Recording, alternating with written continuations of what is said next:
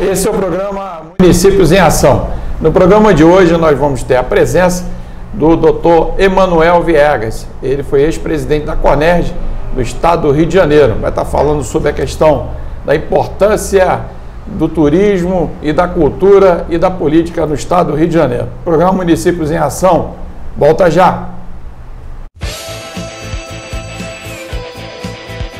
Bem, estamos de volta, esse é o programa Municípios em Ação e nós temos a grata satisfação de estar recebendo aqui nos estúdios do programa Municípios em Ação, Dr. Emanuel Viegas. Eu queria agradecer pela sua participação aqui no programa Municípios em Ação. Bom dia, eu que agradeço estar aqui presente com esse grande jornalista, meu querido amigo Renato Muniz, que tem uma importância fundamental no desenvolvimento do nosso estado. A satisfação que eu tenho é que Municípios em Ação, ele está levando progresso, desenvolvimento para os municípios do nosso estado, e por isso ele merece todo o nosso respeito, o nosso apoio, a nossa consideração. Eu que te agradeço em nome do povo fluminense, principalmente do povo carioca. Doutor, posso chamar o doutor Viegas, né? Isso, claro. Eu estou me lembrando do nosso encontro na rua São José, lá na capital do Rio de Janeiro, em que aquela rua tem uma história fantástica. E muitas das pessoas que estão assistindo, o que a rua São José tem a ver, né, com a questão da cultura, do turismo e principalmente da importância histórica. Eu queria que você pudesse, por exemplo, fazer um balanço, né, que até mesmo na nossa conversa, no nosso café, foi importante para tomar conhecimento. O problema é o seguinte, infelizmente o nosso centro do Rio de Janeiro, que é um local histórico, me permito até a redundância, histórico da história do nosso país.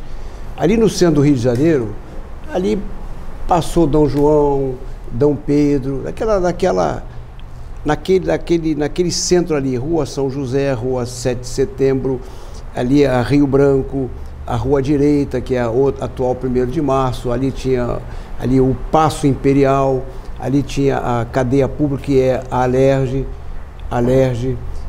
as igrejas aí. Se nós observarmos ali toda aquela construção feita principalmente pelos portugueses na época, ela guarda toda uma harmonia. Nós verificamos ali uma harmonia do projeto e tal. Então, enfim, ali a nobreza naquela época, as pessoas que comandavam a economia, eles moravam em cima das casas, daqueles prédios, moravam em cima, e embaixo tinham os seus negócios.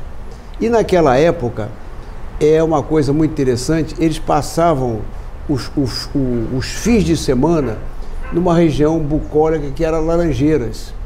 Lá em Laranjeiras, ali perto do Palácio Guanabara ali mesmo? Não, mais acima, inclusive, a Rua das Laranjeiras e tal. Ali tinha as Águas Férreas. Você deve lembrar o que é as Águas Férreas. As Águas Férreas era o Rio Carioca, que era um rio onde havia muitos peixes, não havia a poluição que há hoje.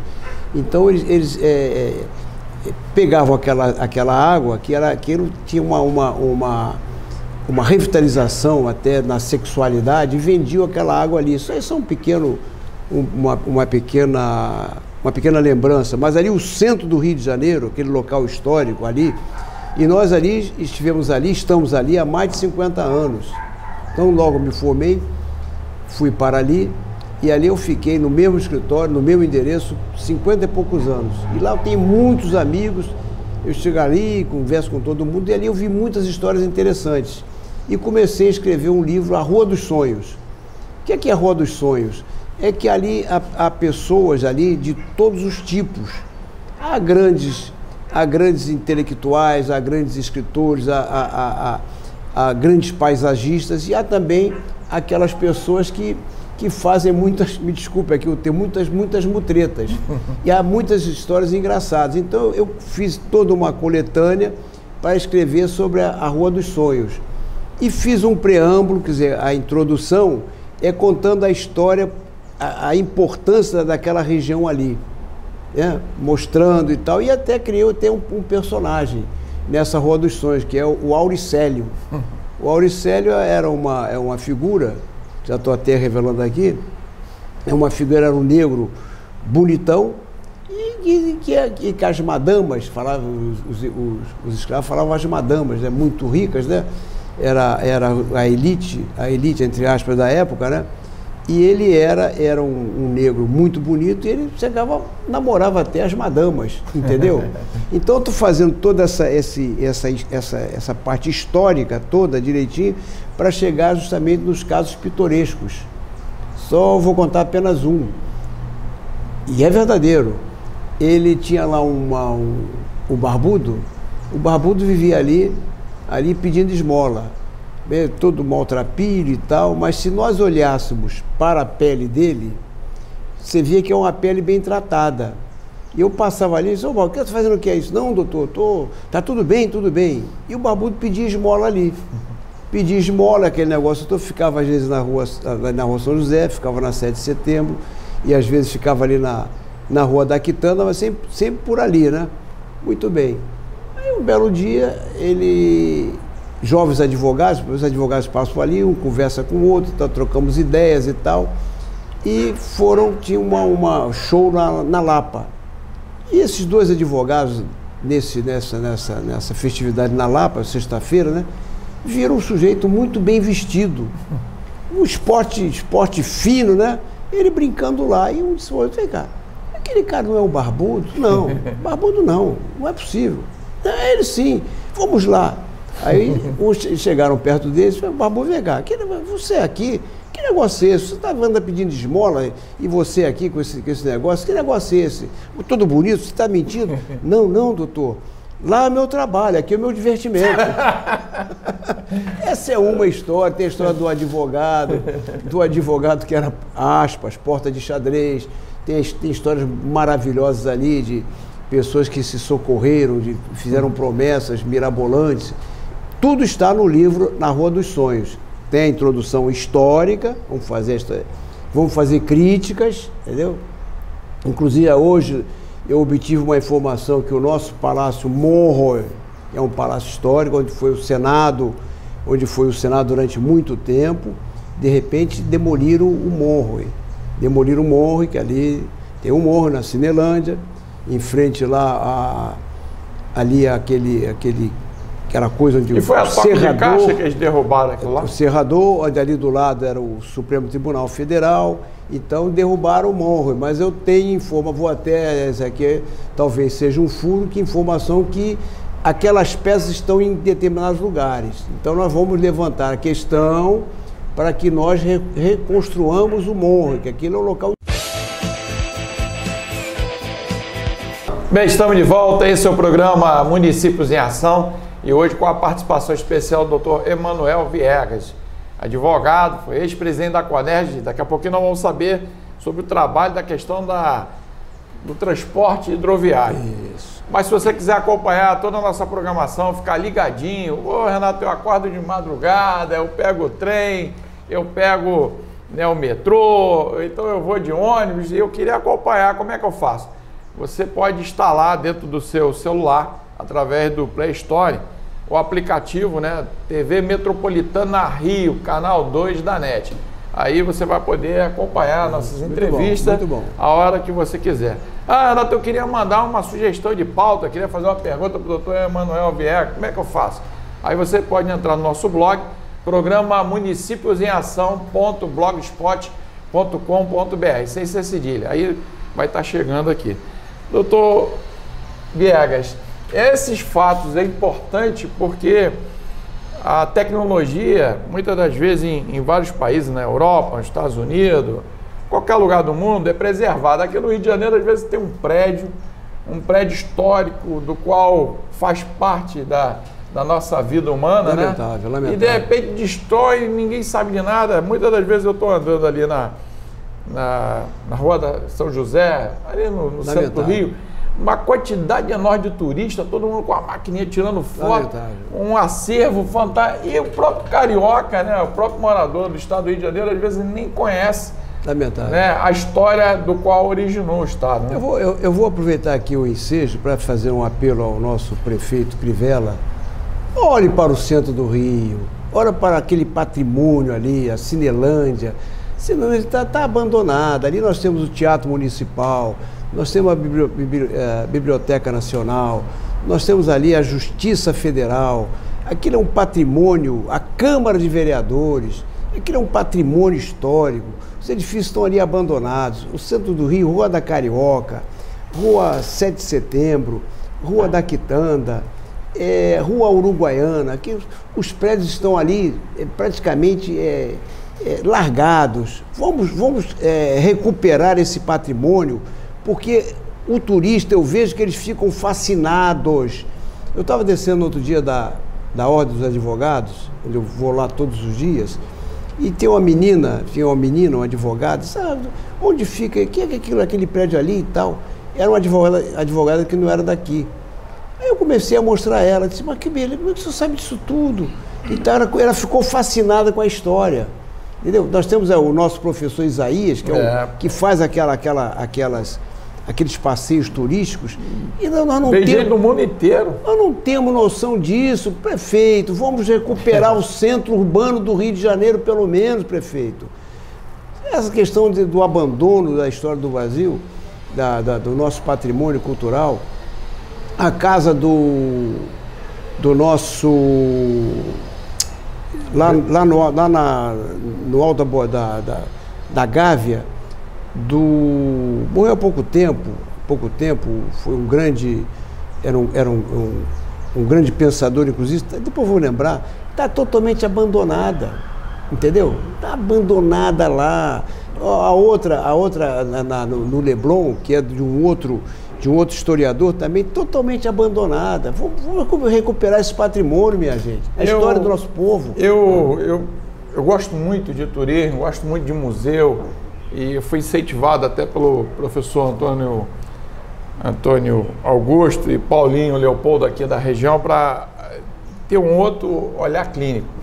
E eu estive lá em Tiradentes, no estado de Minas Gerais. Uma cidade que tem nem 6 mil habitantes e lá gera emprego, porque você chega na cidade, além de ter a Maria Fumaça, né?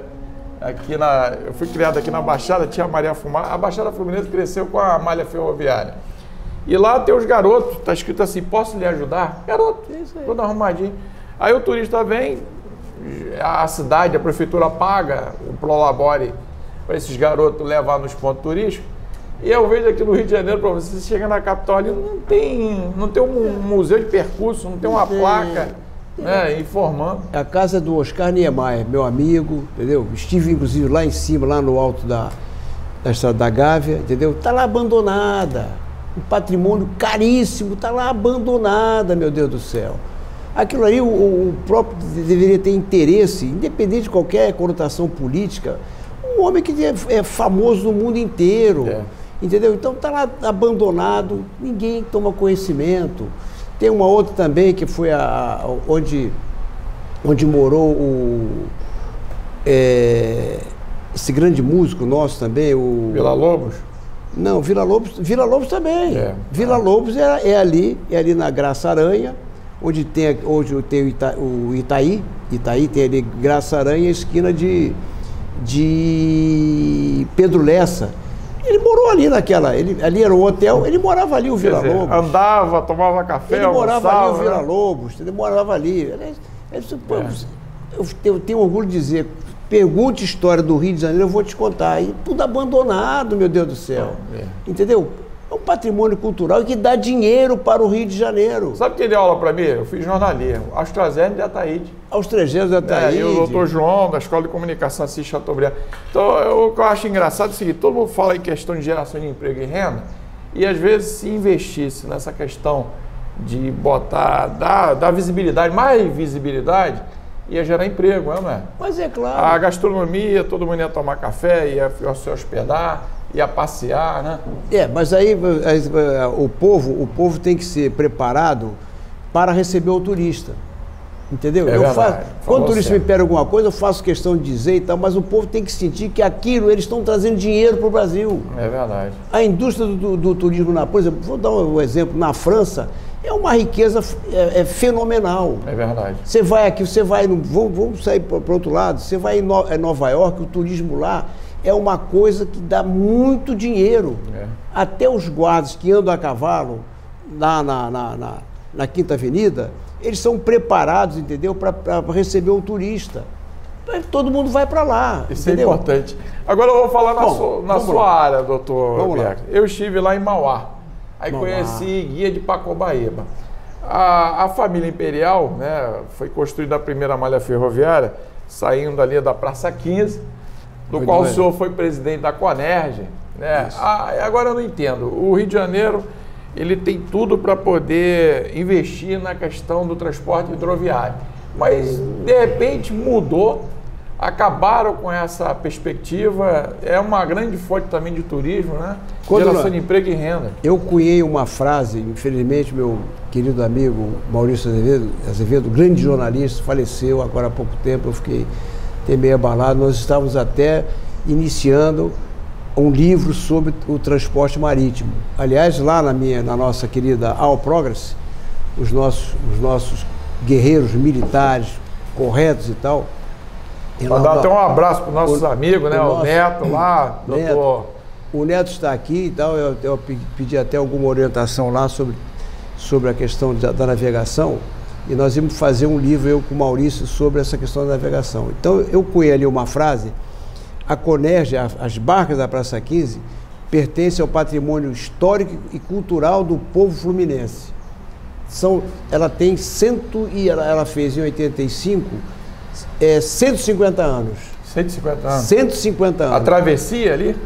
Rio-Niterói. E ele ali, Dom Pedro foi ali, foi até Mauá, e ali tinha uma ferrovia que subia para Petrópolis, Teresópolis, etc. e tal. Então, são fatos históricos. Está abandonado aquilo. Porque justamente não há esse compromisso. Eu acho que os secretários, por exemplo, de Cultura, eles deviam ter mais, não estou fazendo crítica aqui aos secretários de Cultura, mas tinha que ter mais envolvimento com o povo. Eu acho que a pessoa que vai administrar, primeiro tem que amar o povo. Aí ele entende o sofrimento do povo, ele entende, às vezes até mesmo, aspas, a ignorância no sentido de não terem as devidas informações, mas cabe àqueles que dirigem esse dever da devida informação. Esse é o programa Municípios em Ação. Nós vamos para um rápido intervalo, depois nós vamos saber mais sobre a questão do transporte hidroviário no estado do Rio de Janeiro. Voltamos já já. Isso é bom. Bem, estamos de volta. Esse é o programa Municípios em Ação e hoje com a participação, né, do Dr.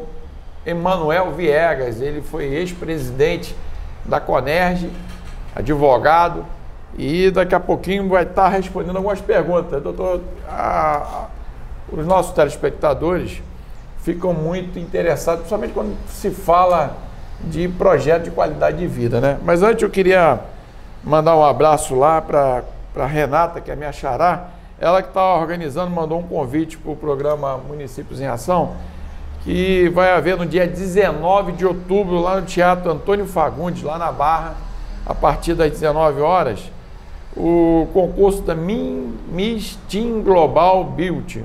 Quer dizer, as meninas, né, que vão disputar para o concurso de Miss. Então, mandar um abraço para toda a coordenação, né? Eles deram uma entrevista do qual nós participamos lá de um evento da criação do Parque Chinês. Eu estava até contando com a sua presença lá, o Sérgio Aníbal, mais a Márcia Vu, que é do consulado da Casa da Cultura, e foi muito bem recebido. Eu até quero agradecer o carinho, né? Toda a comunidade chinesa, ela recebe o povo brasileiro com o maior carinho, né? Verdade. E eles completaram 75 anos de intercâmbio aqui no Brasil. Na Casa da Cultura foi mais de 40 anos. Teve um bolo gigante, né? Foi muito bom. E eles contribuíram muito para o crescimento do estado do Rio de Janeiro e para o Brasil também, né, doutor Biagi? É verdade. Eu vi uma entrevista na Globo News, do ex-embaixador, o nome dele aqui, mas eu vou me lembrar, que ele esteve lá em Pequim, ele foi embaixador lá durante mais de 12 anos. Então, o que é que ele diz? Ele diz que o chinês, o contrato para eles, contrato formal para eles, é apenas uma coisa formal. Ele quer ter aquela relação contratante e contratado de maneira que o negócio seja bom para ambos. Ele quer transformar o contratado no seu amigo. Entendeu? Então ele cumpre. É inteligente, né? É inteligente, ele cumpre a palavra. Agora, evidentemente, é um país que está realmente crescendo muito, a tecnologia está avançando muito. Eu não quero entrar nessa análise, por enquanto, da disputa entre China e Estados Unidos. Acho que o melhor amigo para o nosso país é aquele que nos dá melhor negócio. É que eu digo sempre, meu negócio chama-se Brasil. Brasil, só isso. Eu não quero saber se tem essa disputa ideológica aqui, acolá. Eu vejo o interesse do Brasil, principalmente das nossas crianças. Só isso que eu digo, por enquanto. Isso é importante. Eu quero aproveitar, mandar um abraço lá para a Academia Brasileira de Ciência da Administração, Dr. Almauri Dabu, né, ligadinho na nossa programação, e o carinho que sempre, né, tem apreço pelo programa Municípios em Ação. Mandar um abraço lá para o Murilo, para o Norberto, para o Brito, para o Zanoni, o Antônio Neto e a professora Nelly Aliotti Maia, pedagoga, né? Ligadinho na programação. Mandar um abraço também lá para o Mário Estrela, sempre lá do CIDECOM, é o Centro de Integração, Desenvolvimento Brasil-China. Então, agora nós conseguimos criar esse ambiente importante de programação, porque o papel do programa de televisão Municípios em Ação, doutor Viegas, é informar, para poder essa informação ser uma informação de qualidade, para quem está nos assistindo ter um parâmetro, né? Eu quero até aproveitar, já recebemos aqui uma pergunta, foi encaminhada aqui para o senhor. A pergunta é o seguinte: dada a sua importância no contexto CONERJ, que é a Companhia de Navegação, né, do Estado do Rio de Janeiro, como não anexá-la ao patrimônio cultural do Rio de Janeiro? A pergunta foi lá do Antônio Neto, pernambucano e carioca. Carioca de coração, Antônio Neto. Está aqui a pergunta. Primeiro eu quero fazer aqui uma homenagem. A Mauri Dabu é uma das pessoas mais qualificadas em administração pública. Eu não vou convidá-lo, não, ele está convocado para fazer uma palestra aqui. Vamos trazer aqui a Associação Comercial e Industrial aqui de Nova Iguaçu para que ele faça uma palestra. Ele é muito bom em administração pública, é um tremendo palestrante, é um tremendo conhecedor. Então ele não está sendo convidado, está sendo intimado a comparecer aqui. Vamos trazê-lo aqui direitinho, vamos organizar isso aqui para ele fazer uma palestra que vai ser bom não apenas para Nova Iguaçu, mas para todos os municípios aqui do nosso Brasil. Isso é importante. Quem vai ganhar vai ser o país, né? O país. Agora, sobre essa pergunta do Antônio Neto, né? Dado a importância do contexto da CONERJ, que é a companhia de navegação, quem pega as barcas, né? Somente lá da Praça 15, vai entender o nome CONERJ. Como anexá-lo ao patrimônio cultural do Rio de Janeiro? A pergunta do Antônio. Olha o que eu estou dizendo a você. O problema é o seguinte: as pessoas, a questão cultural no Brasil, ela não é tratada a minha humilde avaliação, com o devido respeito. Por exemplo, aquela travessia ali é uma travessia histórica, que eu disse, ali passou Dom João, Dom Pedro, ia por ali e tal.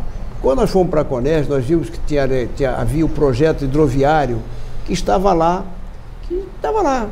que é o projeto hidroviário da Baía de Guanabara. Ligação Praça 15, Ilha do Governador, ligação para Santos Dumont, ligação, depois nós estendemos também essa ligação para Barra da Tijuca, a ligação para Caxias, mas é uma coisa mais complicada, entendeu? Então, nós resgatamos aquele projeto, eu e meu amigo Colagrossi, José Colagrossi, de saudosa memória, no governo Brizola, e resgatamos aquilo aí, vamos implantar esse projeto. E vimos que nós tínhamos, chegamos a um ponto que nós tínhamos de São Gonçalo também, Praça 15, São Gonçalo, inclusive São Gonçalo seria no Porto da Madama, que os escravos chamavam as cortesãs de madamas. Então seria justamente ali o porto ali, o atracadouro seria no Porto da Madama. Isso em São Gonçalo? Isso em São Gonçalo. Vimos que o projeto era ambicioso, fomos inclusive, andamos no BNDES, estivemos em Brasília e tal, aí eu fui eleito para a Associação Nacional de Transporte Público, inclusive com o meu grande amigo, foi embora há pouco tempo, Fernando McDowell, e fizemos aquilo ali, e vamos fazer de qualquer maneira, vamos fazer, e tivemos sim o apoio dos militares da época, pessoal da Armada, meu grande amigo Horácio Auler, quer dizer, que foi meu diretor financeiro, que foi do regime militar, sim, entendeu? Mas foi um homem maravilhoso, que eu não me arrependo, inclusive o Brizola também o apoiou, então ficou até o final lá no setor financeiro, vamos resgatar, foi uma dificuldade daqui e dali. No final só conseguimos o quê? Vamos fazer a ligação Praça 15, Ilha do Governador. Então nós implantamos esse projeto, entendeu? Teria ligação também mas isso, há projeto nesse sentido, para o aeroporto Santos Dumont, para inclusive uma perna lá para o Galeão, mas nós conseguimos implantar o projeto. Agora, para Caxias, houve algumas considerações aqui, inclusive do pessoal aqui de Caxias, ali é mais complicado, porque é uma região, aquela parte ali é muito assoreada, então a despesa ali é muito grande. Estou falando aqui perto de um técnico, é o meu querido amigo Antônio Neto, que é da área. Para você chegar e desassorear aquilo ali, é muito dinheiro, então você não consegue fazer. Eles dizem assim, vamos botar barcas para Caxias. Pode sim, mas o projeto tem que ser uma embarcação um pouco mais veloz. Isso vai ajudar, inclusive, esse transtorno do transporte. Agora, exatamente. Né? Agora, seria muito interessante, viria ali para Paquetá e tal, viria aqui para Mauá, etc e tal. Mas aí já é uma coisa mais ambiciosa. Agora, eles têm que ter a noção exata do que representam essa travessia. A ponte fica lá interditada às vezes, então é aí que eles dão importância à travessia Rio-Niterói, entendeu? Rio-Charitas, então é muito importante. E a parte histórica quando as pessoas conheceram aquela parte histórica da Conerd, são nós temos 160 e tantos, em 85 foram 150 anos. 150 anos são 170 anos da travessia.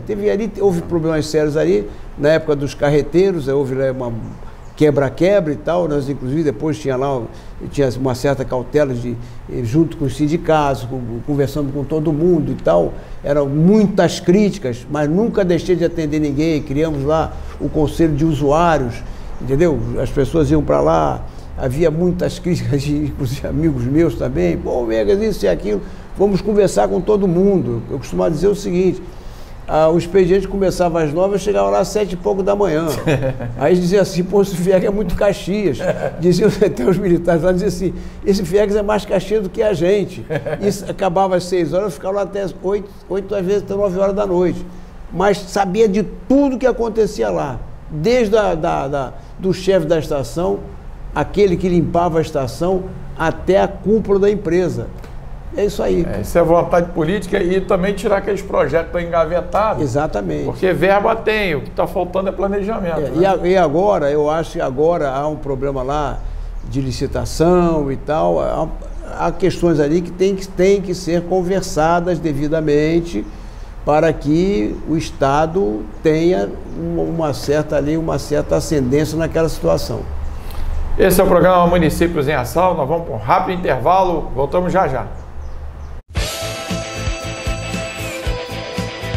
Bem, estamos de volta, esse é o programa Municípios em Ação e hoje com a participação especial do ex-presidente da Conerj, doutor Emanuel Vieira. Eu quero mandar um abraço lá para o presidente, o primeiro fundador, presidente da Associação Cultural Chinesa do Rio de Janeiro, Xin Fungin. Aí tem que ter um cuidado por causa de não esquecer do nome e ao mesmo tempo lembrar.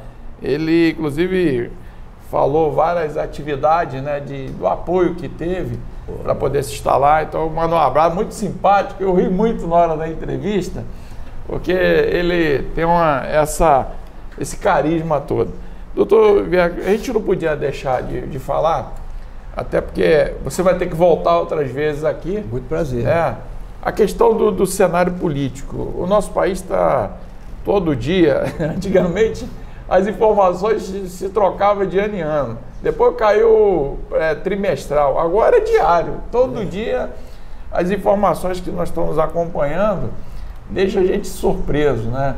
O nosso país, para poder melhorar, para que a população se sinta mais tranquila, por exemplo, essas anomalias que ocorrem de todas essas denúncias e ao mesmo tempo vem a depurar esses acontecimentos todos, né?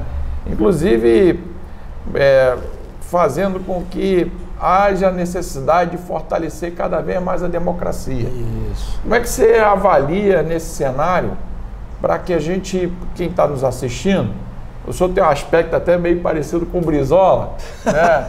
E o Brizola, era interessante eu estar falando isso, porque o Brizola, quando ia para a televisão das informações, ele era o grande cobrador, né? E as pessoas, mesmo que não gostassem dele, observava o posicionamento político dele, o posicionamento dele, do meu ponto de vista, um estadista, um herói nacional, em que, na realidade, agora com essa mudança do governo federal, o governo do estado e a prefeitura, está faltando um mediador para poder fazer a integração, porque com essa questão de antecipar o calendário eleitoral, criou um problema danado. Verdade. A prefeitura já pensando em reeleição, o governo do estado já pensando em reeleição e a presidente da República pensando em reeleição. Como é que o senhor avalia isso? Eu acho o seguinte, olha, eu convivi com o Brizola diariamente. O que pode ser até que eu exagere, mas eu via o grande brasileiro que foi Brizola, principalmente com referência às crianças.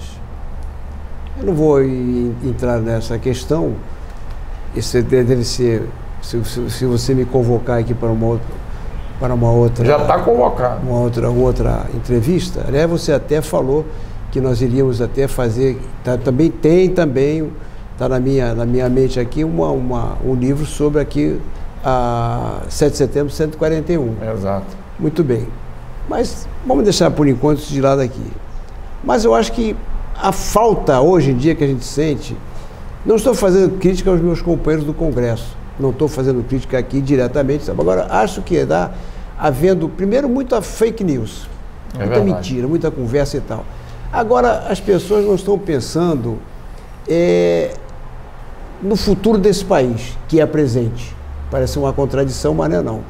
Então a gente observa aí, por exemplo, na questão do atual governo. Primeiro que ele não tem articulação política no Congresso. Estão totalmente perdidos. E não há na democracia, nenhum poder pode se sobrepor ao outro poder. Estou falando em todos os poderes. Executivo, legislativo e judiciário. Agora, é necessário que haja efetivas lideranças, né, descompromissadas com a questão ideológica. Evidentemente, cada um tem a sua ideologia, respeito e tal. Eu costumo dizer o seguinte, e vou repetir aqui, se o elemento for da direita, mas se for correto para mim é correto. Se ele for da esquerda e se for correto, para mim é correto. Meu negócio chama-se Brasil. Acho que está faltando, por exemplo, vou dar agora um pequeno exemplo aqui, com uma crítica severa. Foram destinados, me parece que 10 bilhões para fazer-se uma campanha sobre o projeto do Moro, ministro da Justiça, sobre dessa questão da segurança. Meu Deus do céu, uma verba dessa monstruosa, quando nós temos problema na saúde, na educação, na própria segurança. Isso a gente está vendo que o alcance aí é outro. Não é o alcance para chegar a informar a população, meu Deus do céu. Não é isso. É um reforço em quê? É um reforço de um dos elementos do governo que tem alguma expectativa aí.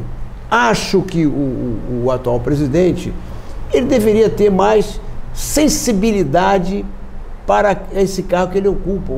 O presidente, ele é um coordenador, ele tem que congregar a sociedade.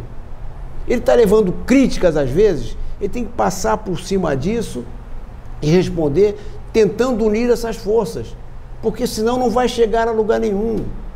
Nós estamos com um problema econômico, viu, doutor Guedes? O senhor sabe disso. Nós estamos aí na recessão, nós estamos aí com 13 milhões de desempregados. E se não houver uma mudança nessa questão, esse entendimento, esse desemprego não vai diminuir. Não vai diminuir mesmo. Nós estamos caindo e tal. O que é que significa isso? Nós vamos entrar 2020, de repente, já com uma grande crise, inclusive com problemas sérios de impeachment, e que é um problema seríssimo, não resolve o problema, vai criar mais problema. Nós queremos que a sucessão, estou falando honestamente, a sucessão ela ocorra de acordo com os trâmites legais.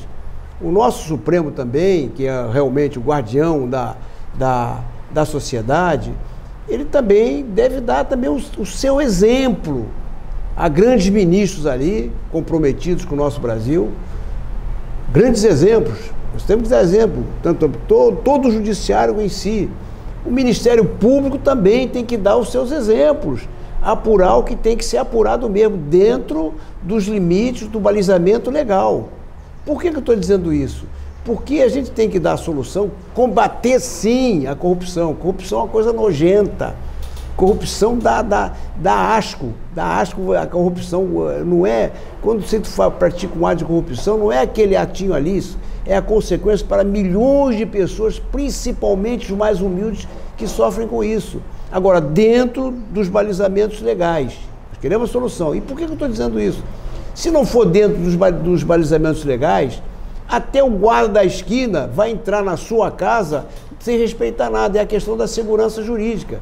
Isso eu digo sempre com meus companheiros e tal, com honestidade, com o devido respeito a todo mundo, não critico ninguém, ofendendo ninguém, apenas faço essa crítica nesse sentido. Vamos trazer a moderação para esse debate. O Brasil está acima de todos nós, efetivamente, o Brasil está acima. E Deus está realmente acima de todos nós. Está falando aqui um pastor, é um pastor que amo Deus, amo mesmo Deus, não faço nada sem a orientação do Espírito Santo de Deus, mas nós temos que ver a nossa realidade, esse país maravilhoso, esse gigante maravilhoso, que poderá transformar o mundo, está tudo aqui, com riquezas fantásticas, há minerais, inclusive, que não estão, inclusive, descobertos. Agora estão querendo pegar o nosso nióbio, estão querendo levar o nosso petróleo e por aí vai. Agora, vamos pensar no Brasil, minha gente. O senhor vai ter que voltar aqui. Pode. As matérias vão ter que ser divididas para que a gente possa colocar. Eu quero agradecer a sua participação no programa Municípios em Ação. A ideia nossa é fazer com que essas ideias, uma nova visão, possa ajudar. Eu acho que o que está faltando no nosso país é planejamento, né? Tem que ter uma integração do governo federal, estadual e as prefeituras, até porque o homem vive dentro do município, né? Posso dar aqui uma? Eu quero já agradecer, colocar o programa Municípios em Ação à sua disposição e as suas considerações finais. Bom, eu quero agora, você tocou num ponto aí, a questão do Municípios em Ação. Há o Progress, aliás, você já esteve até lá. É um grupo de militares já reformados, preparados, patriotas, que têm projetos para os municípios. É administração científica. Por exemplo, o Dabu, o Amaury Dabu, ele é uma pessoa muito competente, aliás, todos que estão lá. Então, vamos levar esses projetos para a administração pública dos municípios de todo o Brasil. Ele vai estar aqui, já está convocado, ele não está convidado, não está intimado a vir a fazer essa palestra, e a partir daí, com a sua ajuda, nós vamos deslanchar esse projeto nos municípios, inicialmente do Rio de Janeiro. Muito interessante. Muito obrigado. Obrigado aí pela atenção. Chegamos ao final do programa Municípios em Ação. Tenham todos aí uma boa semana. Um abraço.